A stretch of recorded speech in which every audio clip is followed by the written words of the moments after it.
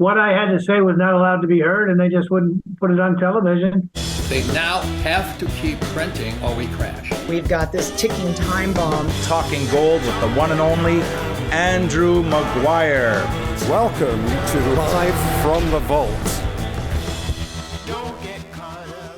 Hi there, my name is Shane Morand, and I'll be your host for this week's episode of Live from the Vault. Welcome to the show that goes beyond the headlines and uncovers the truth about the precious metals industry and the effects on the global economy in these historic times we're living right here and right now. We know we have exclusive access to experts and insiders, and we reveal information, we reveal insights that you simply won't find anywhere else. Now, this week, we have the one and only Andrew Maguire, precious metals expert and whistleblower in the vault. And to help him pull back the curtain, we'll be joined by popular demand and a very good friend of the Live from the Vault community and industry expert, Mr. Bill Murphy, chairman of GATA, is in the vault. That's right. Bill Midas Murphy is in the vault, and you're not going to want to miss this conversation between two titans in the industry here. So just before we introduce our special guest, for those who haven't met Bill, and before we head over to the UK here, please help keep spreading the word about this channel, and we appreciate that. Hit the like button. That helps the channel. Hit the, share the information, and also subscribe if you haven't already done so. And if you hit that little bell there, you'll be notified as each episode goes live. So let me introduce, for those who haven't met Bill Midas Murphy. He's the chairman of the Gold Antitrust Action Committee. That's GATA for short. He's been monitoring the precious metals market, and he's been bringing daily analysis and commentary over at La Métropole Cafe. That's La Métropole Cafe for over 25 years, and his past experience in the futures arena and valuable market connections led him, to a bigger understanding of the gold silver price suppression scheme that's been going on for all these years, and what it means for the future prices. So Bill has led the fight against the gold market and other precious metals market manipulation since 1999. So let's head over to the UK and talking gold with the one and only Andrew Maguire and our special guest, Bill Murphy. Over to you, Andy. Well, let me tell you guys, thanks for joining us again on Live from the Vault. But this week is very, very, very special. This is, in fact, the guest we have on here is known to everyone in this industry. Everyone who's ever touched gold or silver will know Bill Murphy, the one and only. I don't know what they put in that Texas water, but by crikey, they have produced some amazing people. And Bill is the top of the pile. I have known Bill, I think I've been following him since the 90s, but my goodness me, I only first had the absolute honor of meeting Bill when I spoke he invited me to speak at GATA's Gold Rush in 2011. And from then onwards, it's just blown my mind as to how much Bill knows about this industry, where it's come from, where it's going, and every single player. And by crikey, has Bill sometimes tangled horns with some of the very, very, very worst actors in this industry. Bill, welcome. Thank you so much for joining me. You are a friend. You are a friend too, and thanks for having me. Good to be here. Well, Bill, I think because we reach out, and sometimes we've had a hell of a lot of views, and sometimes people parachute in. For those people that don't know you, and that there are probably almost none, but can you just tell us a little bit about? Because obviously you were really instrumental in really creating what has been an acronym that the industry apologists fear, GATA, and you were an absolute instrumental in getting that going and joining with Chris Powell. Can you tell us just a bit of the history, what made you start looking at the gold market and wanting to formalize some form of action committee? Well, I'd work with Frank Veneroso is well known, and he had put out in his gold book that the bullion banks were leased out as much as 8,000 tons of gold. And I started my commentary at the Metropole Cafe in the first few weeks, and long-term capital management blew up. Jim Rickards, ironically enough, was the attorney. And the same banks keep stopping gold at 300 to go higher. And it was over and over again. And I reported on it. And this is ridiculous. And Chris Powell was his new subscriber, and he said, let's do something about it. So not just talk about it. So we formed GATA, Gold Antitrust Action Committee, to expose what was going on and try to get rid of it. And that was 25 years ago. We had some great luck, effort, work, whatever you want to call it. And first part of the century, gold had a big move up to 2000, 1920. And for the last 12 years, it's been going nowhere. I mean, it's made 3 new highs above 2000, but didn't go anywhere. And silver, and thanks to the information I got from you way back when, is the worst market I've ever seen in my entire life because of J.P. Morgan. And they just don't go away. And I think I know what they've done. Now they've controlled it. But for silver to be at $22, $23 an ounce for all these years, I mean, I'm blown away. I mean, I could be wrong. 52 maybe, 82, but $23 an ounce? Crazy stuff, Bill. And I think, yes, but along the way, it's been a long battle. And I know ultimately that this is going to come out on the side that you expect it to ultimately. And I think what really amazed me was back when I first physically met you and really got into it with you and understood what it was you were doing fully. You identified, you already knew who the bad actors were. You already knew, and then I joined forces in the sense of brought my whistleblower information to you. You're the only person I trusted to do that. And so progress was made in the sense that in March 2010, you actually managed to get in front of the regulators, the CFTC. And to be honest, people should go back and look at the CFTC website. That video, 6-hour video, is still there. And it highlighted what Bill, I asked Bill, here's my evidence. Here's enough of the evidence to prove we've been providing information to the CFTC. But our dear friend Bart Chilton, who is no longer with us, and you were invited to actually do a presentation, and you dropped that bombshell where everyone in the past had said, there's no market manipulation. Don't be crazy. How could all these banks collude together? It's not possible. That's ridiculous. And you dumped that piece of information on there. And tell us a bit about how when you first dumped it in there, there was a blackout, a strange blackout. Yeah, they had it televised on one of the cable shows, and they televised except for what I had to say was blacked out. I mean, that is bizarre. I mean, they didn't even make any excuses. It's just what I had to say was not allowed to be heard, and they just wouldn't put it on television. Everything else in the whole day was put on TV. And luckily, I was live on chat with Bart Chilton because I'd originally been invited, then I was uninvited. And I was live on chat, and I said, what's happened here? And I said, can you re-ask Bill the same question again? This time, you did manage to get it out there, thanks to Bart opening that question back up to you again. It really did throw the cat amongst the pigeons, because what you did was lead then dear Harvey Organ, who I speak to on a regular basis. He was there. And what you did was set off this chain of events where I think it was Harvey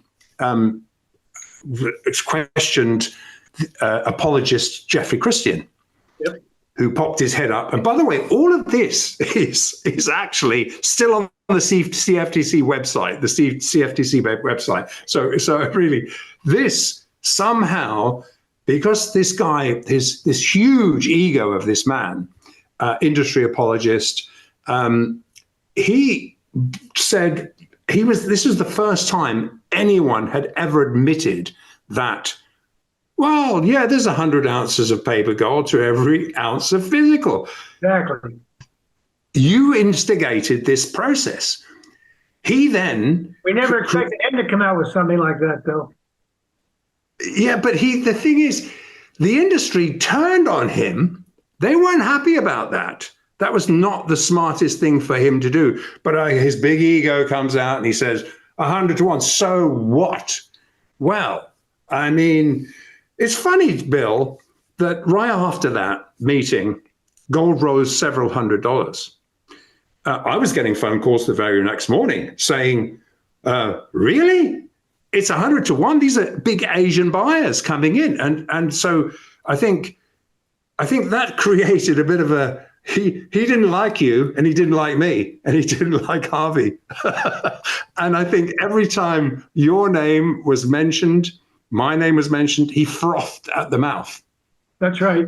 And you had quite a few run-ins with him over time. He's been rather unpleasant to be around, to put it mildly, whenever that's the case. Yeah, and all you were trying to do is have a rational discussion to say, well, can we just at least look at this pragmatically, and why is there this massive open interest? And then later, and Bill, later, Bart Chilton came out and fully backed up everything you ever said. Yeah, and I hate to say it, unfortunately, then he died about 2 or 3 weeks later. Yes, he did. Mysterious, I might say. Yeah, terrible. I mean, one of those things where you kind of, I remember that Christmas, that December, I did an interview with him, and he came out and he said, yeah, yes, JP Morgan. Yes, he said he went through the story and said they held that position far longer than they should have done, and it was, and then I think then Arcadia interviewed him about 3 or 4 months later, and he went through and detailed more information about that. But the thing is that shortly after that, and I remember saying to him, don't you feel like a bit vulnerable in saying that? He said, no. And he was a proper gentleman, that man. He said, no, I think I only want to do the right thing. And Bill, wasn't he the only one that ever responded to an email? Basically, he's been the only one that's given GATA the time of day. Yes. Yeah. So progress has been made because at least that spilled out into the blogosphere at the very least, even though the mainstream media kept it quiet. Well, I have something for you, because I've been as wrong as can be. Silver, a year or two later after that, it went to 50 from May until, the end of the year till 1st of May or so. And then there was a big run. Second time it'd been to 50 in 40 years, 30 years. And then it corrected, which was normal. It went straight up. And the open interest was very low. And as far as I'm concerned, JP Morgan let it go. And then they decided to go after it in the last month and for the next 10, 11 years. And they turned silver into the worst market I've ever seen in my life. From my opinion, I want to get your thoughts on it, is because they had bought physical silver all this time up to facilitate their paper market trading. And they've gotten away with it. And silver below to $23 an ounce is mind-boggling if we were talking like this way back when. It doesn't make any sense. Can you figure it out? Well, Bill, it's, and I take the lead from you. You said it yourself. It's the paper. It's not silver that's trading. It's paper silver that's trading, and absolutely. And I think they just create so much. They call it open interest on the CME. I call it casino chips, and literally it's backed by nothing. And I think they just create enough casino chips. And if you can control the house, like any good casino, you have a 95% for the house, 5% for the speculators. And it seems to run that formula where the house always knows exactly where the pain points are, and they create just enough open interest to be able to suck the speculators in. The trouble is, Bill, if the same speculators bought physical silver instead of paper silver, we wouldn't be having this conversation with silver at $23 or $24 or whatever it is. It would be probably $80, $90, $100. It would be probably more like 16 to 1 versus 87 to 1. Yeah. Anyway, it's tough to deal with because, in my opinion, they've got enough physical supply in their raid to last all these years. And they only use it when they need to, again, as you said, facilitate the paper raids.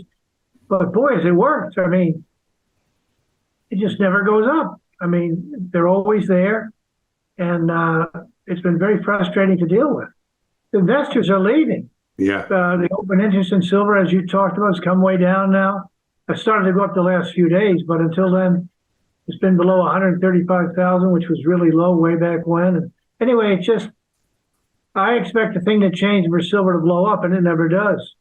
Yeah. The trouble is that the COMEX has so much dilution. They can, as you know, and they create so much synthetic silver, enough to actually make the globe believe that's the price. That is the resulting price. And this is the strangest thing. The only people that really work this out and are buying it, Russia, China, and certainly India, buying physical, and they're sitting back and buying this physical, knowing that one day that this most undervalued commodity on the planet Earth, the most undervalued commodity in short supply and in needed supply, there has to be a point where they're going to have to let that go. I agree. I'm just waiting for it. Well, I think we're getting closer to it. The reason I say that, Bill, I'm not saying it because it's a hopium thing. It is more the fact that silver's joined at the hip to gold. Now, on the 1st of January of this year, the gold became classified as a first-tier asset class for the first time since it was taken off over 50 odd years ago. And so what happened was, and so that means that a liquidity provider in London, for example, has to, when he provides liquidity into the spot market, the spot gold market, which is, of course, 10 times bigger than what happens in the COVEX, when he provides liquidity, as of the 1st of January, he had to have the physical there under Basel III legislation. So that created a little bit of a dynamic shift in fact, if you think about it, as we went through 2022, by November, the Bank of International Settlements had settled every single ounce of their over 500 tons of swaps, derivative gold. They got rid of it all. And in fact, the funny thing is, today we're recording this today at the early part of November. Actually, we're coming up to the middle of November. Exactly 1 year ago today, gold was at $1,618. We are $350 higher in gold 1 year later on the same day. So I think people, when you look at the chart chatter on a day-to-day basis, do you think, oh, it's just so volatile? It's stair-stepping higher and higher. And why is it stair-stepping higher? Because central banks realize this is a first-tier asset class that competes with treasuries. So if I'm now an institution and I want to look to hedge risk exposure, I've got another option. I've got the option of knowing that I have a first-tier asset class that has zero counterparty risk because it is NSFR compliant. It is Basel III compliant, and it must be ultimately there. So the beauty of that is that silver's joined at the hip to gold, and we're reaching a point, in my view, Bill, and every first tier liquidity provider I speak to, think so much physical gold has now exited the synthetic game, coming out of the EFP backdoor. China's taking and the GLD is being raided for gold. We know this for sure. So much gold has exited, but where it's exiting is into competing central banks, including the Bank of International Settlements.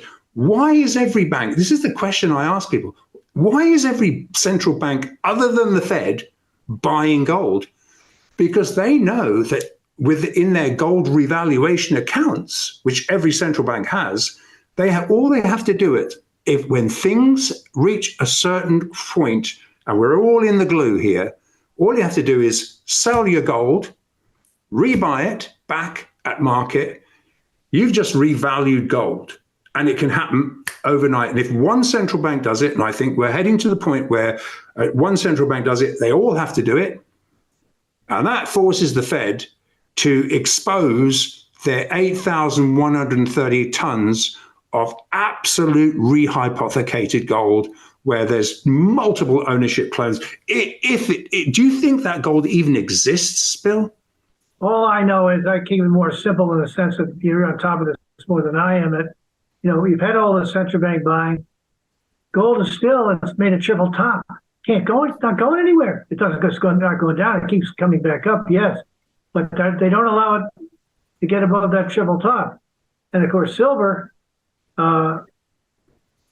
it's numbing one. I mean, it had to run up to this spring and right back down again. And they've forced investors to want to have no part of it anymore. And that's going to change. I'm with you big time. I keep waiting for it, but I'm still waiting.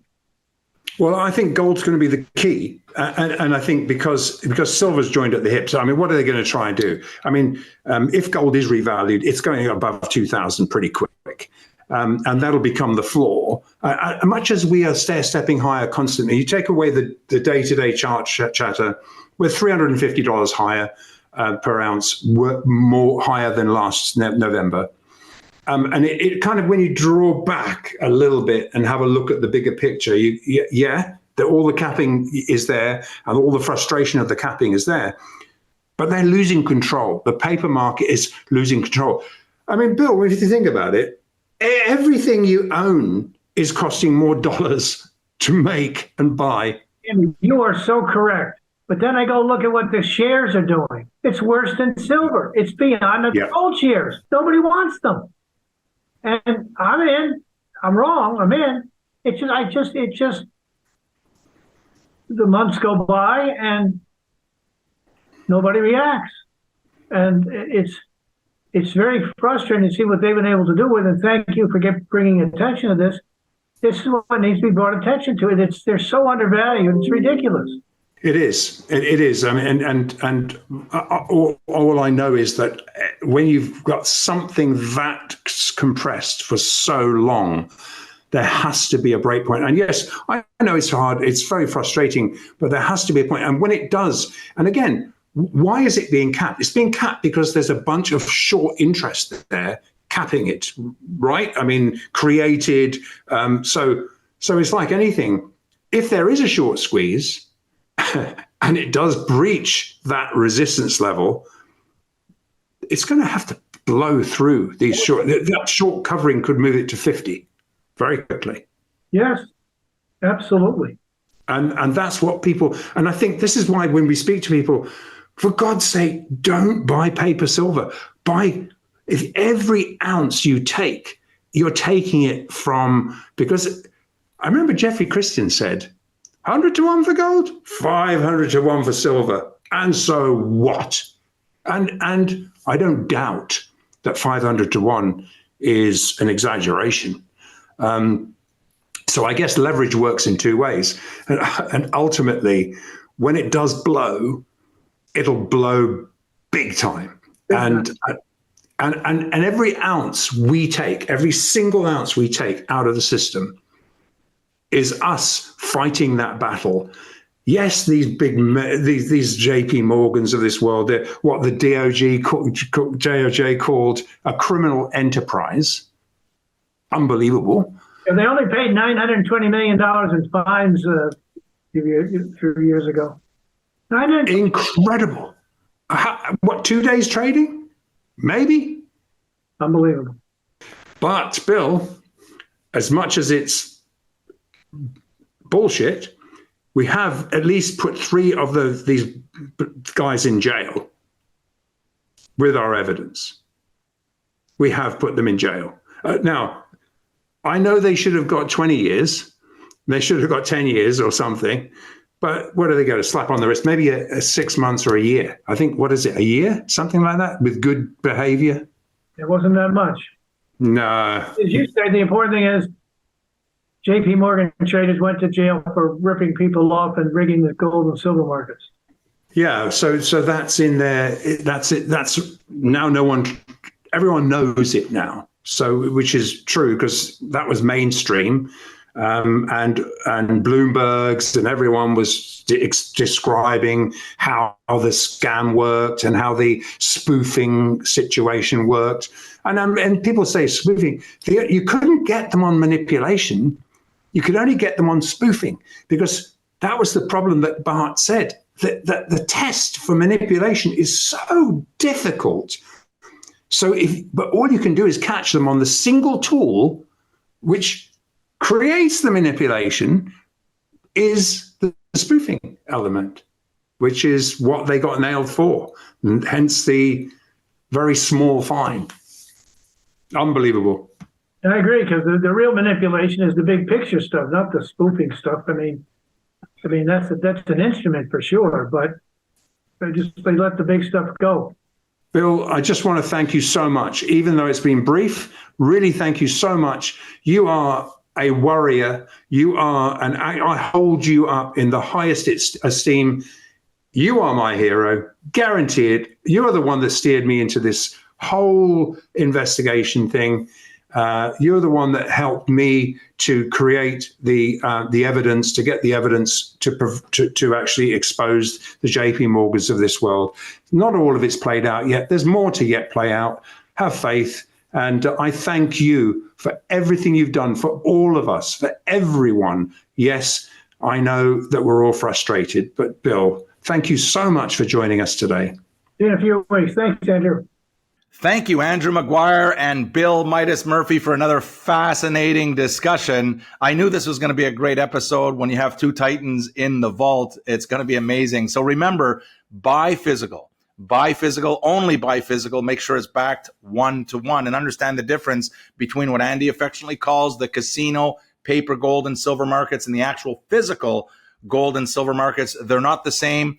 Don't be fooled. And so there you have it. That's all we have for you today on another amazing episode of Live from the Vault. And please help keep spreading the word about this channel by hitting that like button. That really helps. Sharing this information, and make sure, if you haven't already done so, hit that subscribe button. And in addition, if you want to be notified as each episode goes live, just hit that black bell right there and you'll be notified. So with that, we'll see you right here next time on Live from the Vault. We'll see you then.